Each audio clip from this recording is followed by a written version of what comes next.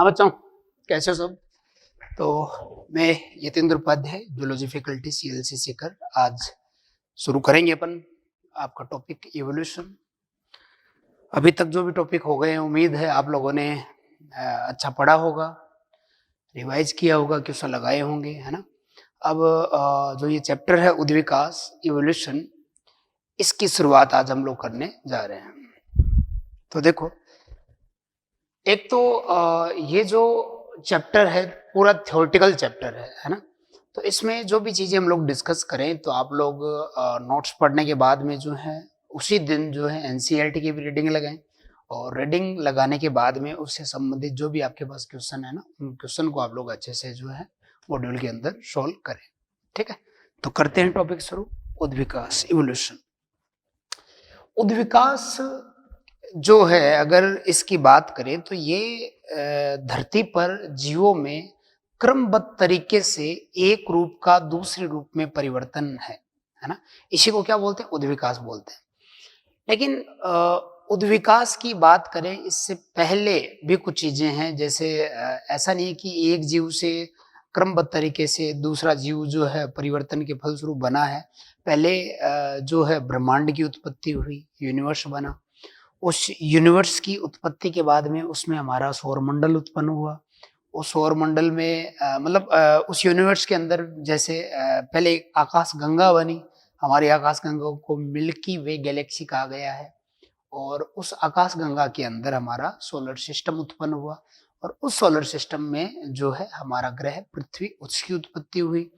और अर्थ की उत्पत्ति के बाद में अर्थ के ऊपर जीवन की उत्पत्ति के लिए नींव रखी गई, उपयुक्त माहौल बना वहां पर, और फिर जाकर के पृथ्वी पर ओरिजिन ऑफ लाइफ, जीवन की उत्पत्ति हुई।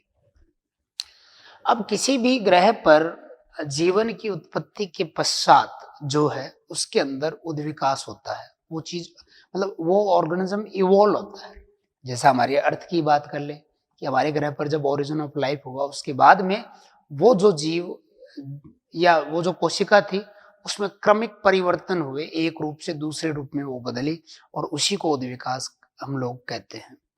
आज हमारे सामने हमारे अर्थ या हमारे ग्रह पर आपको इतनी ज्यादा जो जैव विविधता नजर आ रही है, ये लाखों वर्षों के कार्बनिक उद्विकास का परिणाम है। ये जो बायोडाइवर्सिटी हमारे सामने है, इसके अंदर जीव जंतुओं की अलग अलग स्पीशीज हैं, है ना। जंतुओं की, पादपों की, इसके अलावा जो सूक्ष्म जीव हैं उनकी। तो ये लाखों वर्ष के कार्बनिक उद्विकास का ही क्या है? परिणाम है। तो और इवोल्यूशन के आगे हम लोग प्रमाण की भी बात करेंगे, लेकिन उन सब कड़ियों तक जाने से पहले हम लोग जो है शुरुआती बात करते हैं। तो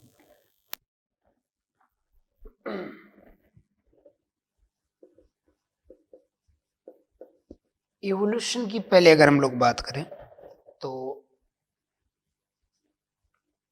जीवों के एक रूप का दूसरे रूप में क्रमिक परिवर्तन इवोल्यूशन कहलाता है। जीवों का कोई एक ग्रुप है, और उसी एक ग्रुप के अंदर जो ऑर्डरली जो चेंज हुआ है समय के साथ, जिससे नए जीव उत्पन्न हुए, उसको क्या बोला गया है? इवोल्यूशन कहा गया है। हमारी अर्थ पर दो प्रकार के मैटर हैं, आप लोग जानते हो। दो प्रकार के जो मैटर हैं उसके अंदर, जैसे एक तो है एनिमेट, दूसरा है इनएनिमेट। एनिमेट जो मैटर है ये लिविंग है, और इनएनिमेट मैटर जो वो नॉन लिविंग है ना। भाई इसको आप लोग जैविक अजैविक भी कह सकते हो, है ना। जैविक और अजैविक। तो समय के साथ साथ इन दोनों मैटर के अंदर पृथ्वी के ऊपर बदलाव आया है। समय के साथ साथ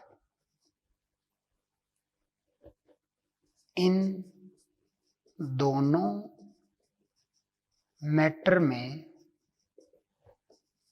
क्रमिक बदलाव आए हैं। ऑर्डरली इनके अंदर भी क्या हुआ है, चेंज आया है। या हम लोग कहें कि जो अर्थ है, अर्थ पर फ्लोरा तथा फोना, ये आप लोग जानते होंगे। फ्लोरा जो है वो पादपों के लिए है और फोना जो है वो किसके लिए, जंतु के लिए है। तो अर्थ पर फ्लोरा तथा फोना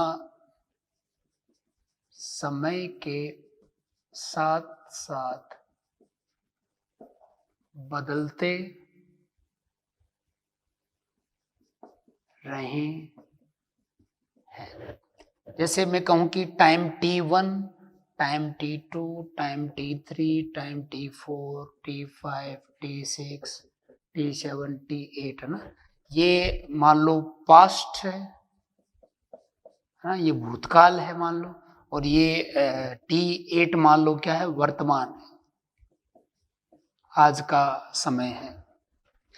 तो इन अलग अलग समय पर जो है अलग अलग फ्लोरा और फोना अर्थ के ऊपर थे। जैसे मैं फ्लोरा के लिए बात करूं, फ्लोरा ए, फ्लोरा बी, सी, डी, ई, एफ, जी, एच, है ना।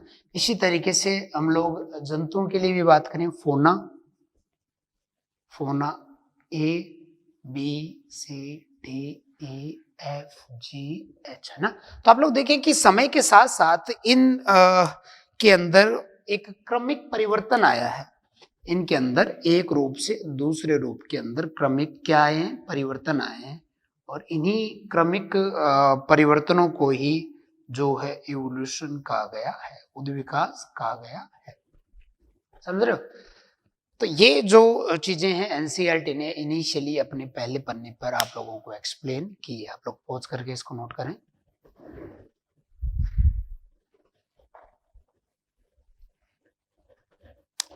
चलो आगे बढ़ते हैं।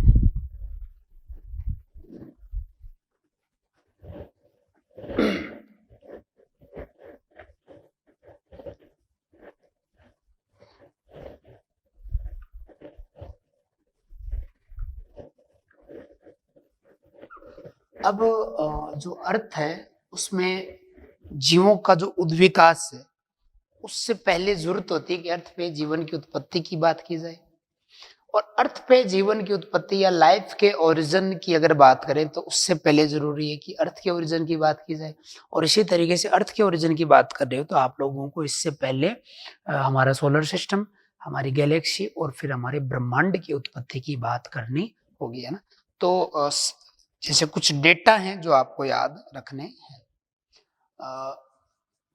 यूनिवर्स की उत्पत्ति, यूनिवर्स की उत्पत्ति की अगर बात करें तो ये डेटा जो है आप लोगों को पता होगा कि बिग बैंग अवधारणा जो एबे लिमेट्री नामक वैज्ञानिक ने प्रस्तुत की थी, बिग बैंग अवधारणा के अनुसार, बिग बैंग अवधारणा के अनुसार ब्रह्मांड 20 बिलियन ईयर पुराना है। अर्थात यूनिवर्स की उत्पत्ति 20 बिलियन ईयर अगो पहले हुई, या 20 इंटू 10 की पावर 9 ईयर्स भी हम लोग इसको लिख सकते हैं। इसमें जो है सबसे पहले क्या हुआ, किसी एक सिंगल पॉइंट के ऊपर बताया गया कि चीजों का काफी अट्रैक्शन हुआ, या हम कहें कि यहाँ पर जो मॉलिक्यूल्स थे, अणु थे, उनमें बहुत ज्यादा कंडेंसेशन हुआ, और उस आकर्षण के कारण जो यहाँ पर कंडेंसेशन हुआ, तो उसकी वजह से यहाँ पर काफी ज्यादा जो है घर्षण पैदा हुआ, और उस वजह से एक बड़ा धमाका हुआ, बिग बैंग। और बिग बैंग की वजह से जो है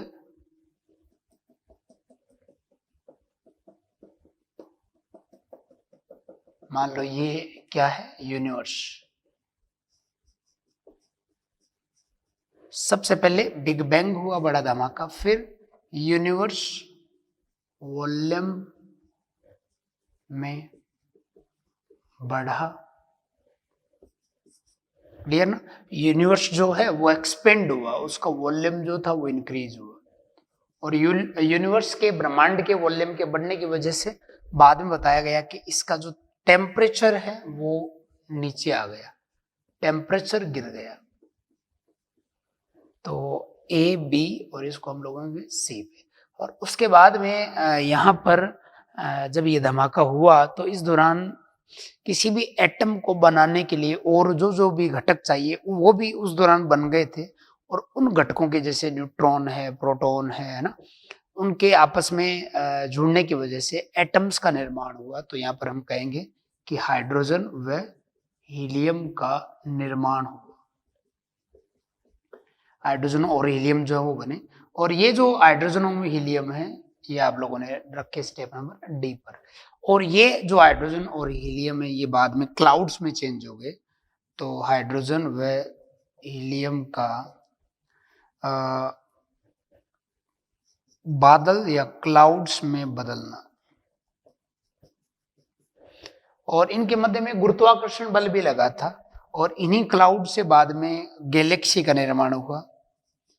इन क्लाउड से गुरुत्वीय, इन क्लाउड से गुरुत्वीय या ग्रेविटेशनल फोर्स के कारण गैलेक्सी का निर्माण होना। गैलेक्सी को हिंदी में बोलते हैं आकाश गंगा, आकाश गंगा का निर्माण हुआ। और इन्हीं अलग अलग जो गैलेक्सी थी, जैसे गैलेक्सी क्या होती है, इस तरीके से अलग अलग गैलेक्सी होती है जिनकी जो शेप है वो अलग अलग हो सकती है। तो इन्हीं गैलेक्सी से लास्ट में जो है वो क्या बना, आपका यूनिवर्स। इन्हीं से क्या बन गया, यूनिवर्स। तो आपको ये जो क्रम है वो याद रखना है। एनसीईआरटी ने इसके लिए लिखा है कि सबसे पहले बिग बैंग के बाद में यूनिवर्स का वॉल्यूम बढ़ा, वॉल्यूम बढ़ने के बाद में टेम्परेचर डाउन आ गया, कम हो गया। उसके बाद में हाइड्रोजन हीलियम बने, उनमें ग्रेविटेशनल फोर्स की वजह से क्लाउड्स बने, वो क्लाउड्स गैलेक्सी में बदले। और गैलेक्सी जो हैं अलग अलग, ये जो गैलेक्सी, इन्हीं के मिलने से जो वो यूनिवर्स, ब्रह्मांड बनता है। तो ये क्या है, गैलेक्सी। ये गैलेक्सी अलग अलग। तो पॉज करके नोट करें।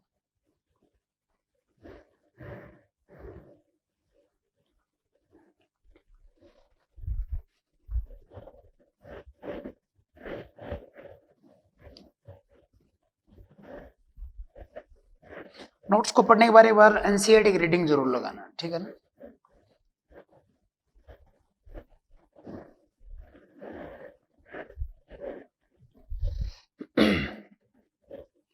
देखो कि जो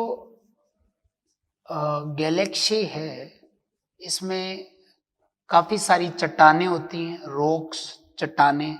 इसमें काफी सारे तारे होते हैं, स्टार्स। इसके अलावा प्लैनेट्स इसके अंदर मौजूद होते हैं। तो गैलेक्सी जो है रॉक, स्टार, प्लेनेट इत्यादि से मिलकर बनी होती है। क्लियर ना? तो अब आप लोगों को याद रखना है कि जो हमारी गैलेक्सी है उसका नाम आपको पूछा जा सकता है, जिसके अंदर हमारा ग्रह मौजूद है, हमारा सोलर सिस्टम जिसमें मौजूद है। तो ये दूधिया रंग की है, इसलिए इसको मिल्की वे गैलेक्सी कहा गया है। तो इसी में हमारा सोलार सिस्टम उपस्थित है। तो हमारा सौर मंडल है वो इसी के अंदर मौजूद है। अब जो है हम लोग एक डेटा और याद रखेंगे, अर्थ की उत्पत्ति।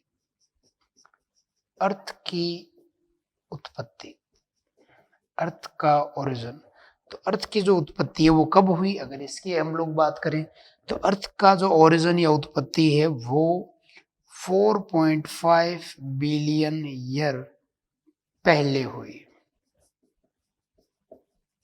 4.5 बिलियन ईयर पहले, या आप लोग इसको ऐसे भी लिख सकते हो 4500 मिलियन साल पहले, क्योंकि 1 बिलियन के अंदर जो है वो 1000 मिलियन होते हैं। क्लियर ना? नोट करें।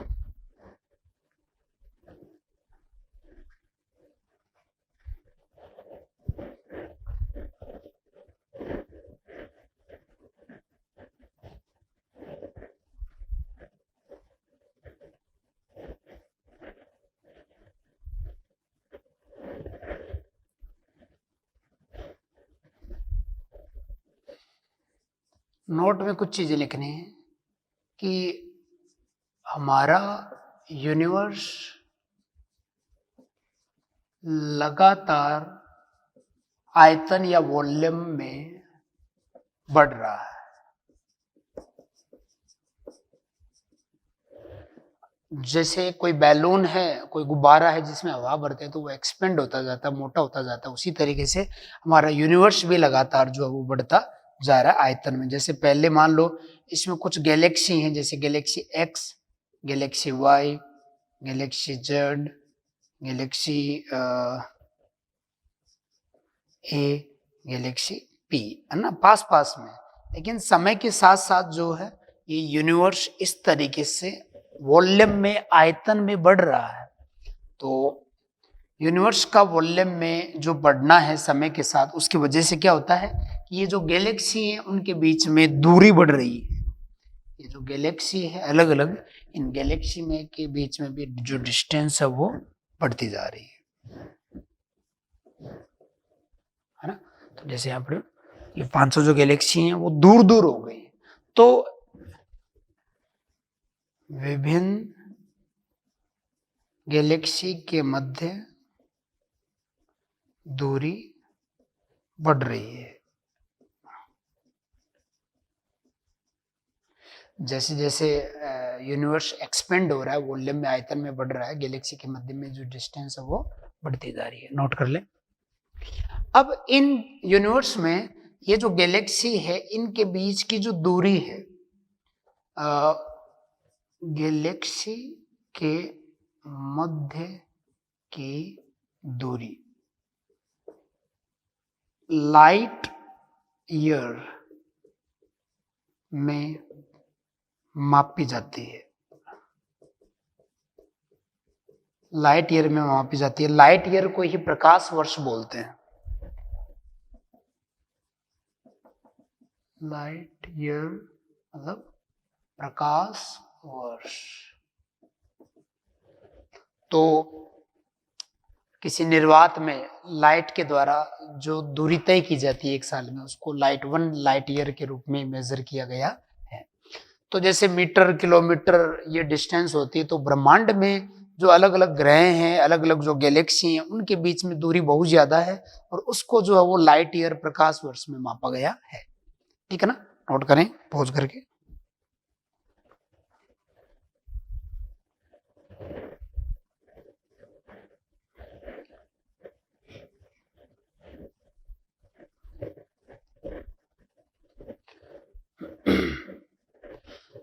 अब एनसीईआरटी ने लिखा है कि जो यूनिवर्स है वो बहुत ज्यादा बड़ा है, वो एक वास्ट एंटिटी है। अगर हम लोग एक तरफ यूनिवर्स की बात करें और दूसरी तरफ उस यूनिवर्स को पृथ्वी से कंपेयर करें, तो पृथ्वी उस यूनिवर्स के सामने कुछ नहीं है। पृथ्वी बस एक सिंगल डॉट है, ऐसे एक बिंदु है, ऐसा एनसीईआरटी ने लिखा है, और जो सही भी है।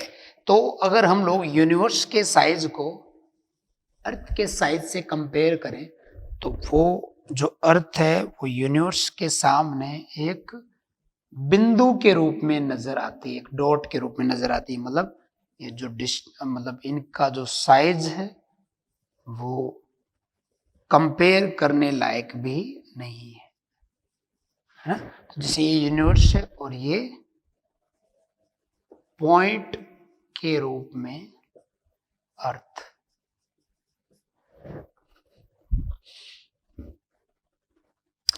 तो यूनिवर्स के सामने अर्थ काफी छोटा है, नोट कर लें।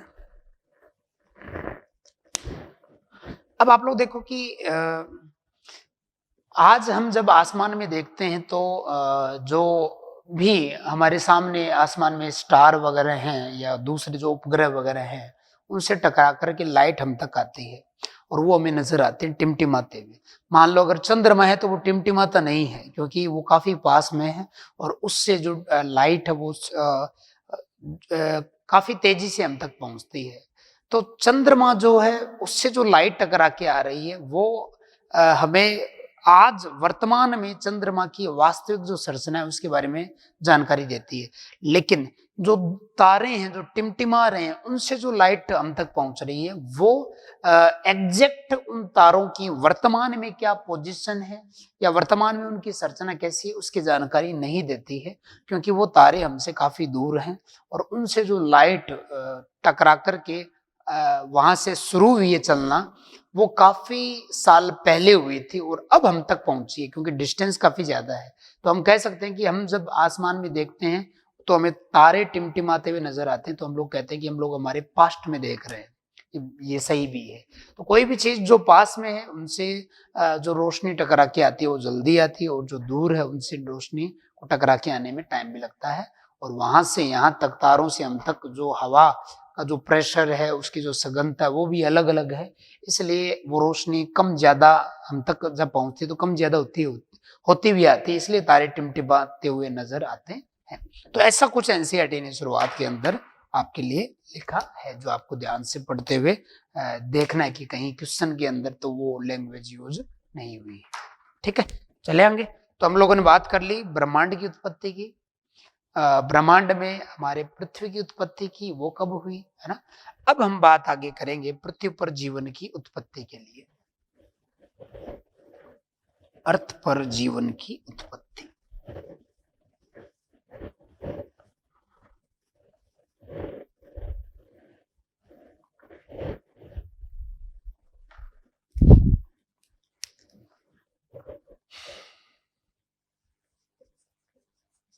अर्थ पर लाइफ की उत्पत्ति, अर्थ पर जीवन की उत्पत्ति। तो अर्थ की उत्पत्ति के 500 मिलियन साल बाद या आज से 4 बिलियन ईयर पहले अर्थ पर लाइफ का ओरिजिन हुआ,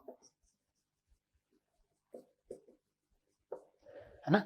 अर्थ की उत्पत्ति जो हुई उसके 500 मिलियन साल बाद या आज से 4 बिलियन साल पहले, एक ही बात है, अर्थ पे जो है वो जीवन की उत्पत्ति हुई थी। ठीक है ना। तो ये डेट आपको याद रखना है, नोट कर लें।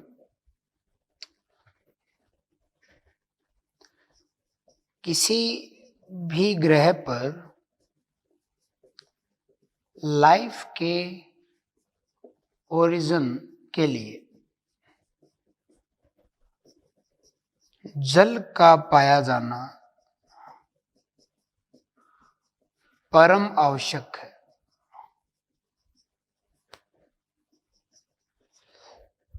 वाटर की प्रेजेंस काफी जरूरी है किसी भी ग्रह पर जीवन की उत्पत्ति के लिए, है ना।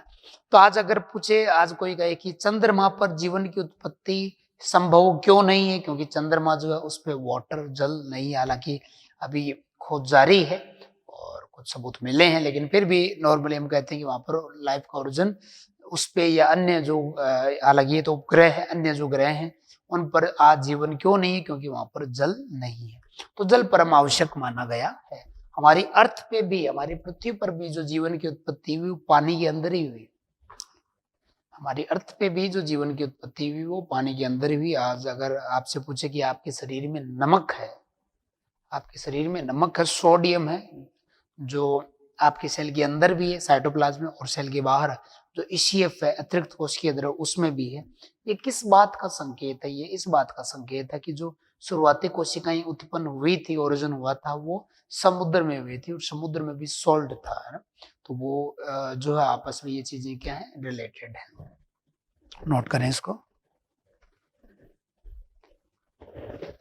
अब जो अर्थ है उस पे जीवन की जो उत्पत्ति है उसके संबंध में कुछ अवधारणाएं हैं, हम लोग उनकी बात करें।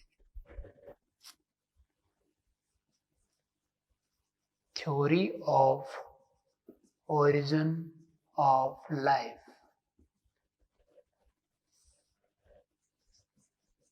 जीवन की उत्पत्ति संबंधित अवधारणाएं।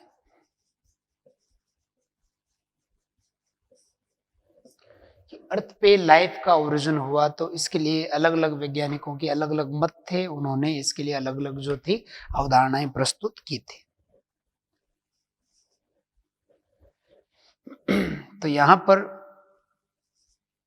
जो है पहली थ्योरी ऑफ स्पेशल क्रिएशन, विशिष्ट उत्पत्ति की अवधारणा, विशिष्ट उत्पत्ति की अवधारणा। तो ये जो अवधारणा थी ये किसने दी? तो गिवन बाय फादर श्वेरेज, फादर श्वेरेज ने दी। और इसके अनुसार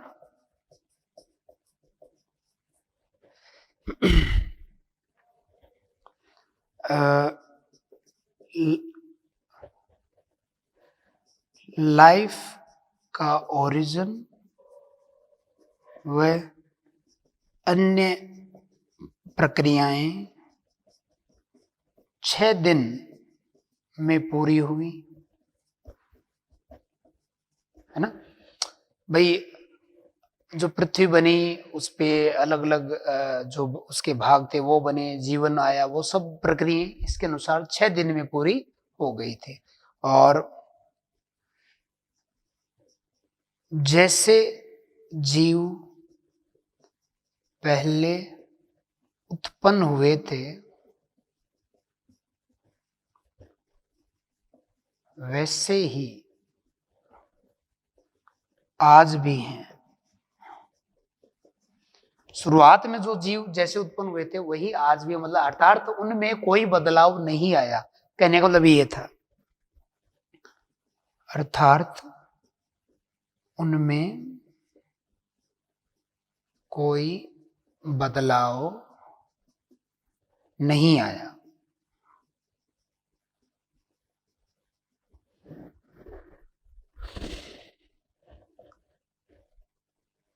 ठीक है ना। तो ये जो है विशिष्ट जो उत्पत्ति जो है उस के अनुसार समझाया गया है। और इन्होंने बताया कि अर्थ पे जो जीवन की ये पूरी प्रक्रियाएं हैं, अर्थ का बनना और अन्य घटनाएं, ये किसी सुपर नेचुरल पावर की वजह से हुआ है ना। ये सब घटनाएं किसी सुपर नेचुरल पावर के नियंत्रण में थी। ये सभी किसी सुपर नेचुरल पावर के नियंत्रण में था इस थ्योरी के अनुसार, ठीक है ना। हालांकि ये थ्योरी सही नहीं है, फिर भी आप लोगों को ये डेटा जो है इसके अनुसार एनसीईआरटी में भी लिखा है, आपको क्वेश्चन पूछा जा सकता है कि निम्न में से सुपरनेचुरल थ्योरी जो उसके लिए क्या ओड वन है, क्या विषम है, ठीक है ना, नोट कर लें।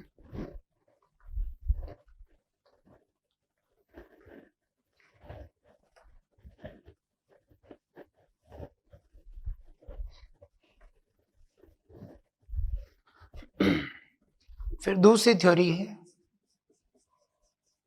Theory of कैटास्ट्रोफिज्म। प्रलय की अवधारणा भी इसको कह सकते हैं,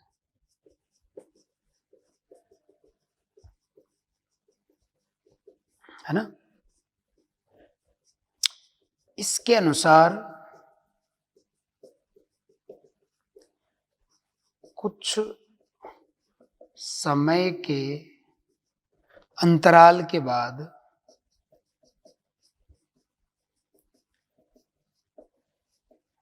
अर्थ पर किसी प्राकृतिक घटना के कारण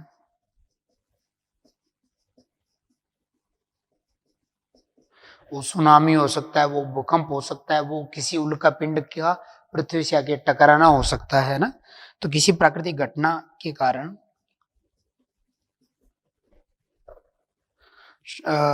संपूर्ण जीवन नष्ट हो जाता है।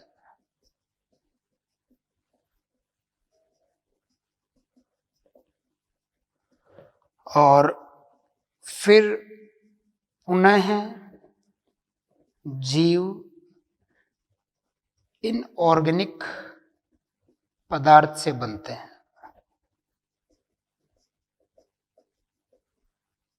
है ना।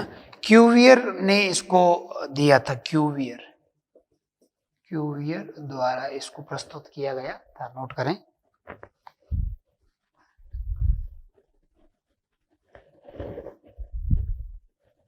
चलो बढ़ते हैं आगे। फिर एक थ्योरी है एबायोजेनेसिस की थ्योरी ऑफ एबायोजेनेसिस या एबायोजेनेसिस अवधारणा। एबायोजेनेसिस अजीवात जनन जिसको अपन बोलते हैं, इसके अंदर बताया गया कि जो जीवों की उत्पत्ति है वो किसी जीव से नहीं हुई है, किसी निर्जीव पदार्थ से हुई है। तो इसके अनुसार अर्थ पर लाइफ किसी निर्जीव या किसी नॉन लिविंग मैटर से अपने आप हुई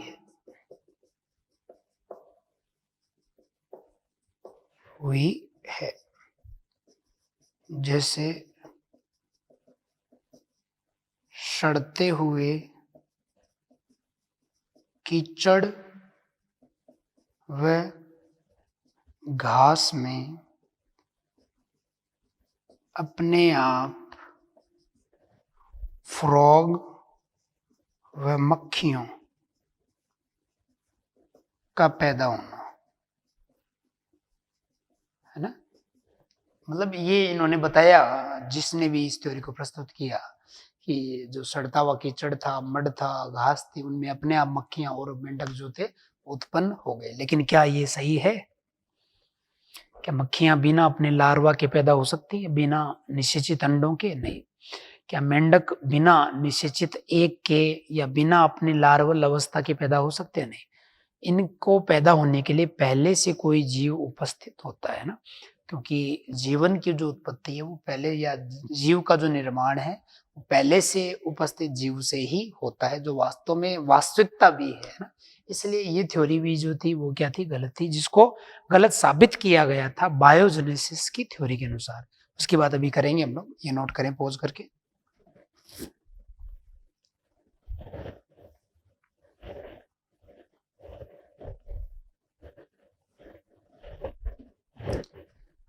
फिर एक थ्योरी है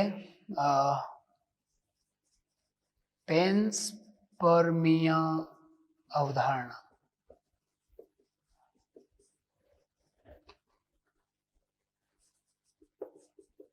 रिक्टर हेल्महोल्ट्ज के अनुसार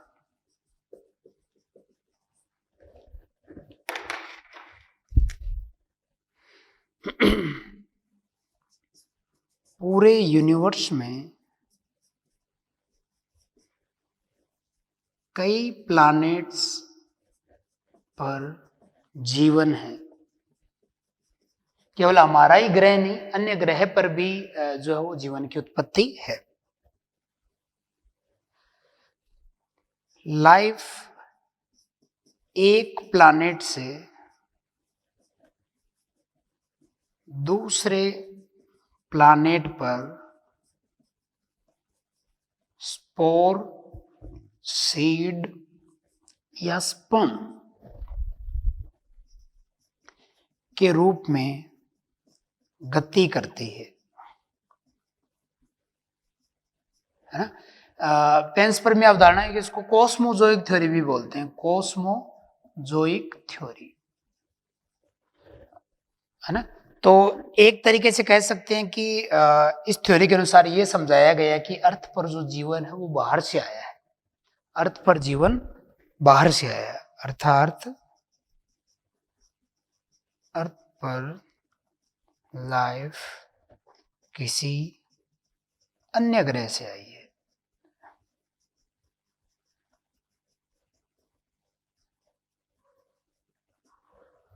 तो इसी के लिए जो है वो पेंसपर्मिया की जो ये स्पोर, सीड या स्पर्म के रूप में जो है ये गति लाइफ करती है, एक प्लैनेट से दूसरे पे बताया गया है।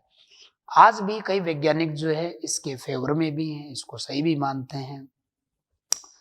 और इसके लिए बताया गया है कि जो उल्का पिंड पृथ्वी से कई टकराए हैं, टकराने के बाद में उन उल्का पिंडों का जब एनालिसिस किया गया तो उनके अंदर भी वही जैव अणु, बायोमोलिक्यूल पाए गए हैं जो हमारी अर्थ पे हैं। क्लियर ना। जो ये इंगित करते हैं कि यहाँ पृथ्वी पर जो रासायनिक क्रियाएं संपन्न हुई थी शुरुआत में, ऐसी क्रियाएं ब्रह्मांड में और भी कई जगह हो रही है ना। तो आप लोग पॉज करके इसको भी नोट करें।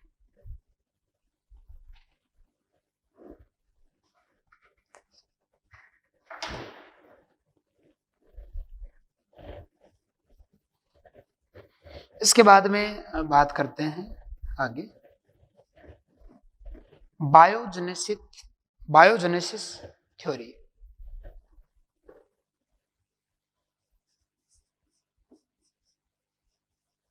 Theory of biogenesis,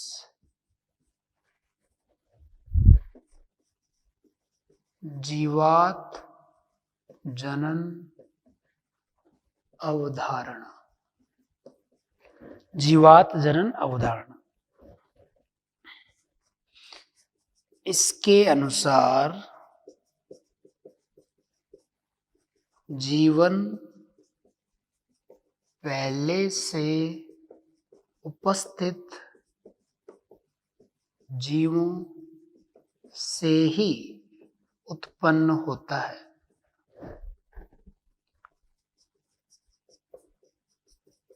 pre existing life जो है उसी से जो है नई लाइफ बनती है, अपने आप लाइफ का ओरिजिन नहीं होता।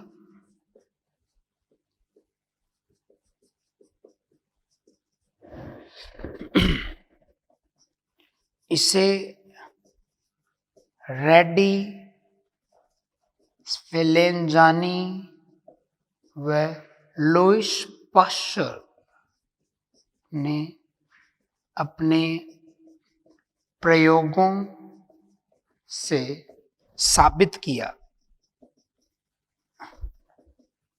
इन तीनों वैज्ञानिक ने स्वतंत्र रूप से कार्य करते हुए इन अपने प्रयोग से जो है इस अवधारणा को प्रस्तुत किया, और इन्हीं की वजह से जो है वो एबायोजेनेसिस की जो अवधारणा थी वो गलत साबित हुई।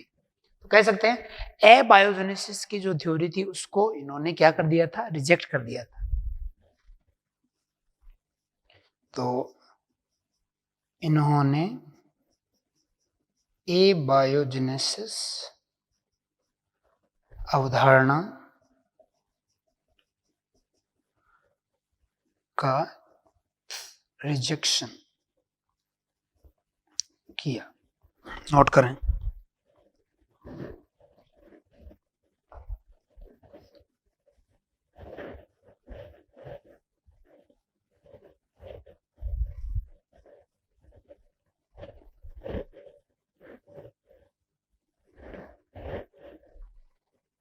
तो जो बायोजेनेसिस की थ्योरी है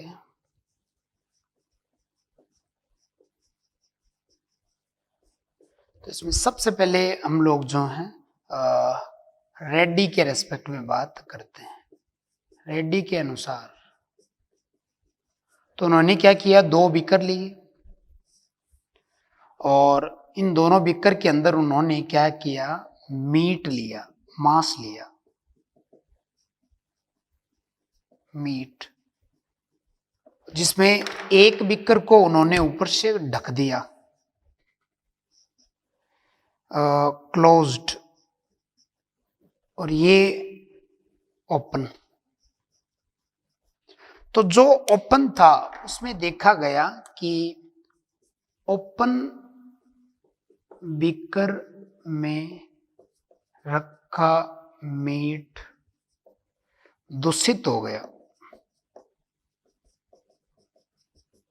अर्थात उसमें मक्खियों के लार्वा उत्पन्न हो गए।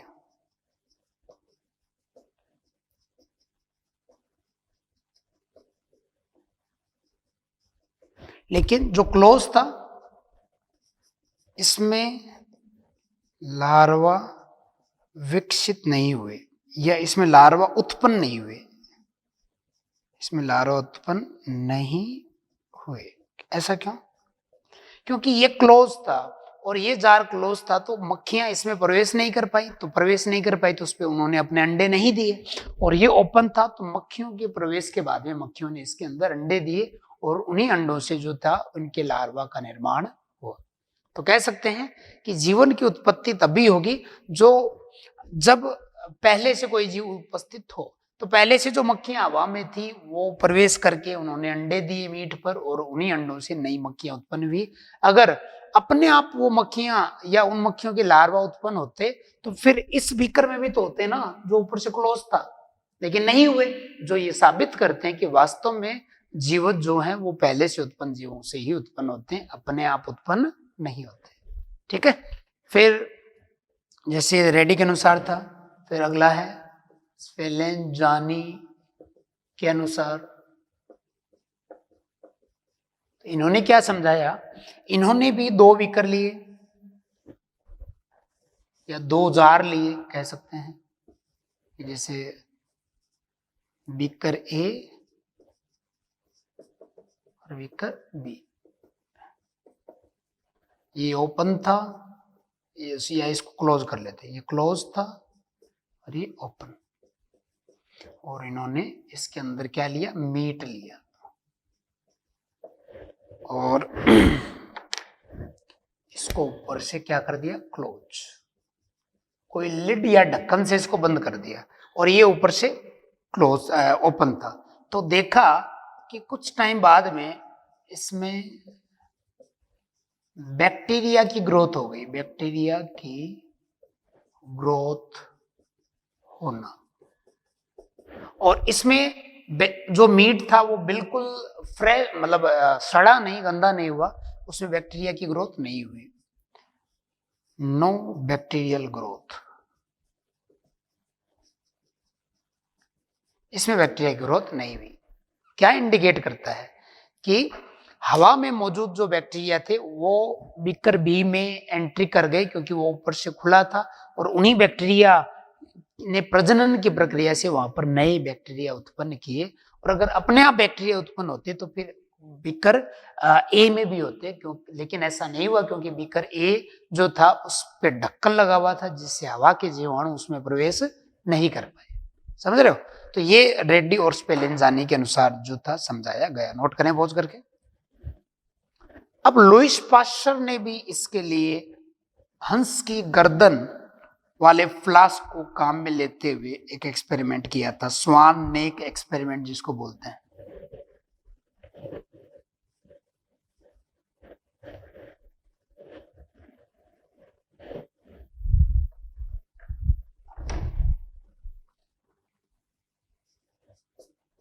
लुईस पास्चर का स्वान नेक एक्सपेरिमेंट। तो इस एक्सपेरिमेंट में उन्होंने क्या किया कि जो ईस्ट था उसको जल में उबाला, है ना, और ईस्ट को जल में उबालने के बाद में उसका एक सॉल्यूशन तैयार किया,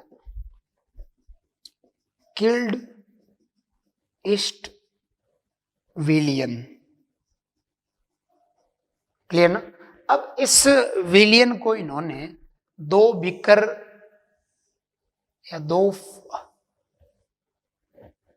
फ्लास्क कहना ज्यादा सही है में लिया। एक फ्लास्क जो था उसकी गर्दन कुछ इस तरीके से मुड़ी हुई थी, और जो दूसरा था उसकी गर्दन इस तरीके से सीधी।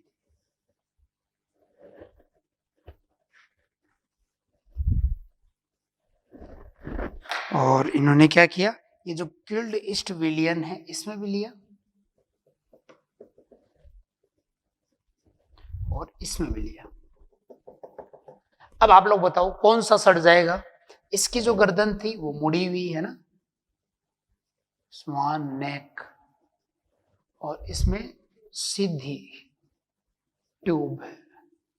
तो जो एयर है उसका सीधा संपर्क इसके साथ था, तो एयर से जीवाणु इसके अंदर सीधे प्रविष्ट हुए। तो एयर से जीवाणुओं का प्रवेश वह ग्रोथ इसके अंदर हुई। लेकिन इसमें अगर देखें तो एयर के अंदर जो जीवाणु थे वो इसके अंदर आए, लेकिन यहीं तक वो प्रवेश कर पाए। तो जीवाणुओं का विलियन तक प्रवेश नहीं हुआ, और ये जो था फ्रेश, या अपन कहें कि नो बैक्टीरियल ग्रोथ, इसमें बैक्टीरियल ग्रोथ नहीं हुई और इसमें बैक्टीरियल ग्रोथ हो गई। बात वही है कि हवा से सीधा संपर्क नहीं होने की वजह से इसमें जीवाणुओं का प्रवेश नहीं हुआ, और ये जो सॉल्यूशन था वो गंदा नहीं हुआ। और ये इंडिकेट करता है कि अपने आप बैक्टीरिया की ग्रोथ नहीं होती है, बैक्टीरिया उत्पन्न नहीं होते हैं। उनको उत्पन्न होने के लिए पहले से किसी बैक्टीरिया का मौजूद होना जरूरी है, जो उस पोषक पदार्थ को यूज करके ऊर्जा के स्रोत के रूप में अपनी सेल को डिवाइड करता है। और ऐसा इसमें हुआ था क्योंकि इसमें वातावरण का इसके साथ सीधा संपर्क था। वातावरण से सीधे बैक्टीरिया उसके अंदर आए, पोषक तत्वों को यूज किया और उनकी कोशिकाओं के अंदर डिवीजन हुआ। ऐसा इस तरफ नहीं हुआ, उस तरफ हुआ, जो ये इंडिकेट करता है कि वास्तव में जीवों की उत्पत्ति पहले से उत्पन्न जीवों से होती है, अपने आप जीवों की उत्पत्ति नहीं होती है। पहुंच करके नोट करें, ठीक है। तो ये लाइफ के ओरिजिन से संबंधित हम लोगों ने यहाँ पर 5 अवधारणाएं बात की है। क्लियर ना? अब जो अगली एक थ्योरी है कीमोजेनेसिस अवधारणा, जिसको ओपेरिन और हेल्डे ने प्रस्तुत किया था, है ना, उसकी बात हम लोग आगे करेंगे। और उसके अलावा अर्थ की जो उत्पत्ति हुई थी तो शुरुआत में उसका वातावरण कैसा था उसकी बात करेंगे। तो ये सब चीज़ें जो हम लोग अगली क्लास में डिस्कस करेंगे। आज के लिए इतना काफ़ी है। आप लोग जो भी मैंने बताया उसको रिवाइज़ करें, एनसीईआरटी पढ़ें और उसके क्वेश्चन लगाएँ। ठीक है? मिलते हैं अगली क्लास में।